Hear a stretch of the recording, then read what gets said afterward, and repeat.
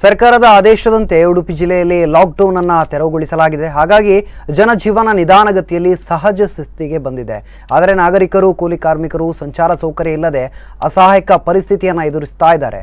ನಗರದಲ್ಲಿ ನರ್ಮ್ ಬಸ್, ಖಾಸಗಿ ಬಸ್ಗಳು ಸಂಚರಿಸುತ್ತಿಲ್ಲ. ಇದರಿಂದ ಕೂಲಿ ಕಾರ್ಮಿಕರು ಕೆಲಸಗಳಿಗೆ ಹೋಗಲಾಗದೆ ಪರದಾಡ್ತಾ ಇದ್ದಾರೆ.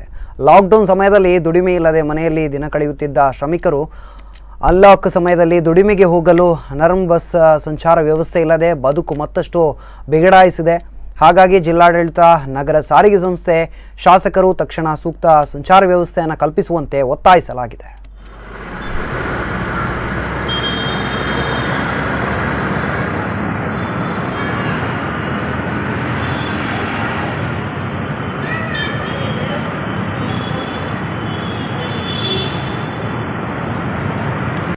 ಉಡುಪಿ ಜಿಲ್ಲೆಯ ಲಾಕ್ಡೌನನ್ನು ತೆರವುಗೊಳಿಸಲಾಗಿದೆ.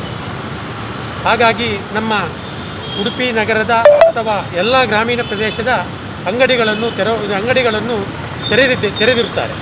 ಆ ತೆರೆದಿದ್ದರೂ ಕೂಡ ನಮ್ಮ ಅಲ್ಲಿ ಕೆಲಸಗಾರರಿಗೆ ಬರಲು ಏನೂ ಅವಕಾಶ ಇಲ್ಲ.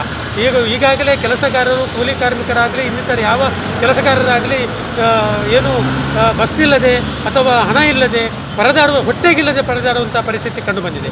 ಈ ಕಳೆದ ಬಾರಿ ಕೊರೋನಾದ ಹಿನ್ನೆಲೆಯಲ್ಲಿ ಜನರಿಗೆ ಈ ಕಿಟ್ಟು, ಅವರಿಗೆ ಕೆಲವರೆಲ್ಲ ಕಿಟ್ಟು ಕೊಡುವಂಥ ಪ್ರಶ್ನೆ ಇತ್ತು. ಈ ಬಾರಿ ಯಾರೂ ಕೊಡದೇ ಇರುವ ಕಾರಣ ಜನರಿಗೆ ಊಟಕ್ಕೂ ಒಂದು ಹೊತ್ತಿನ ಊಟಕ್ಕೂ ತೊಂದರೆ ಆಗಿರುವಂಥ ಪರಿಸ್ಥಿತಿ ಇದೆ. ಹಾಗಾಗಿ ನಾವು ಜಿಲ್ಲಾಧಿಕಾರಿ ಆಗಲಿ, ಶಾಸಕರಾಗಲಿ ಅಥವಾ ನಗರ ಸಾರಿಗೆ